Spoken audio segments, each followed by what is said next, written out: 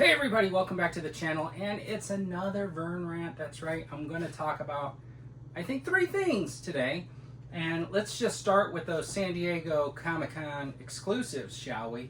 So I see a lot of folks were upset on social media that they weren't able to get those exclusives online. And I do realize that Hasbro has some explaining to do a little bit, right? Because there was some issues with their website.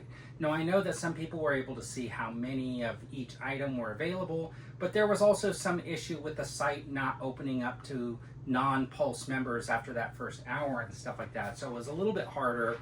But those items did keep popping in and out throughout like the weekend and stuff like that. And even as of today, I think a couple of those sets went back up for order again. Now, the Cold Slither set is up for pre-order, which makes me believe that it's another production run.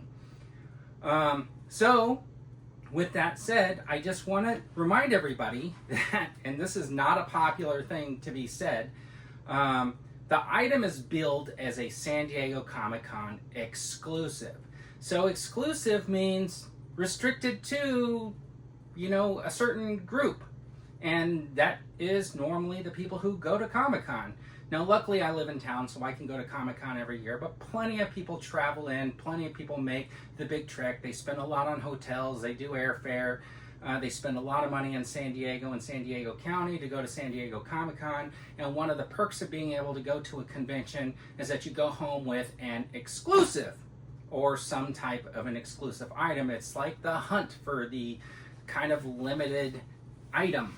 Now, the thing is, they've done this in the past where they've opened them up online, and I don't have any problem with that if that's how it is. I just wish that they would stop calling them San Diego Comic-Con exclusives if they're going to do that.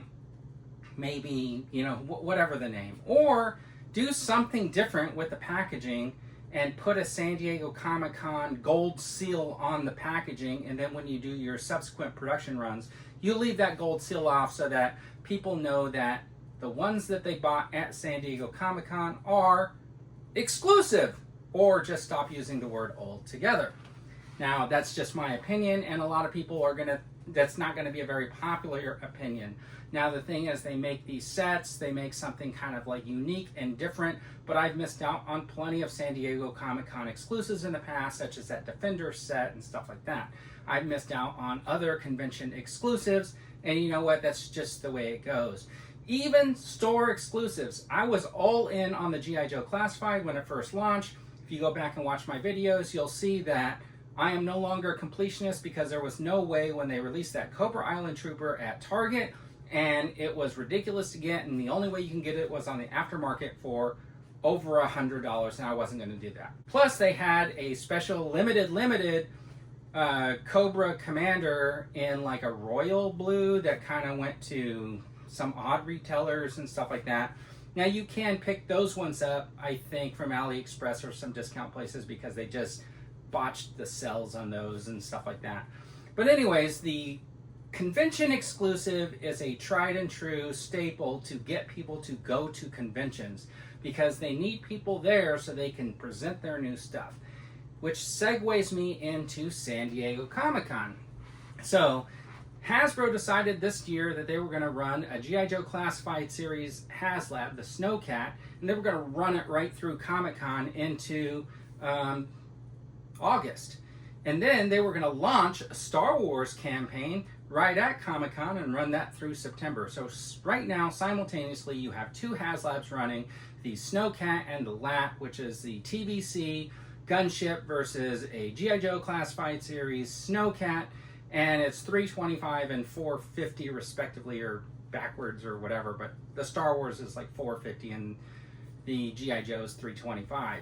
Anyways, the G.I. Joe one is a 1/12 scale vehicle, comes with a driver, it's got lights and stuff like that, it's fully decked out, and then there's multiple tiers. The Star Wars one has no lights, no sounds, it's basically just the ship. It's a little upscaled from previous retail versions. It comes with 2 figures, and then it's got 3 tiers, which are additional figures.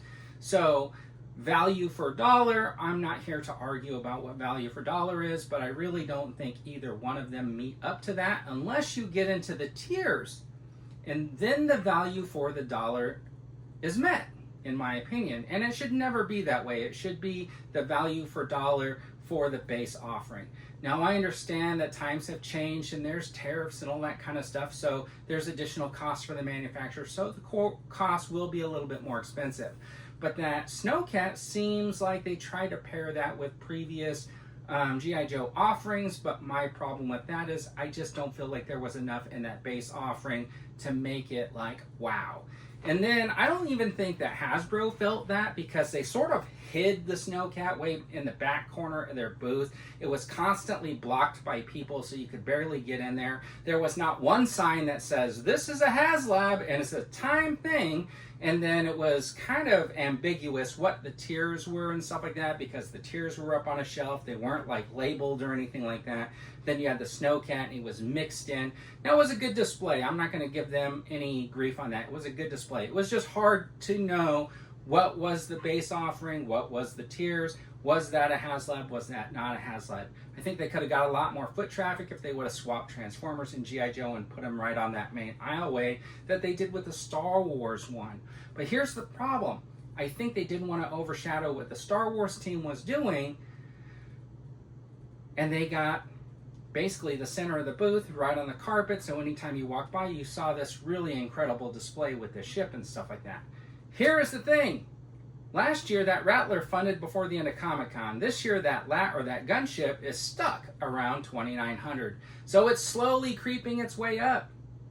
Is it going to fund? Well, it's too early for me to call. I won't call that, but I'm going to say probably is going to fund.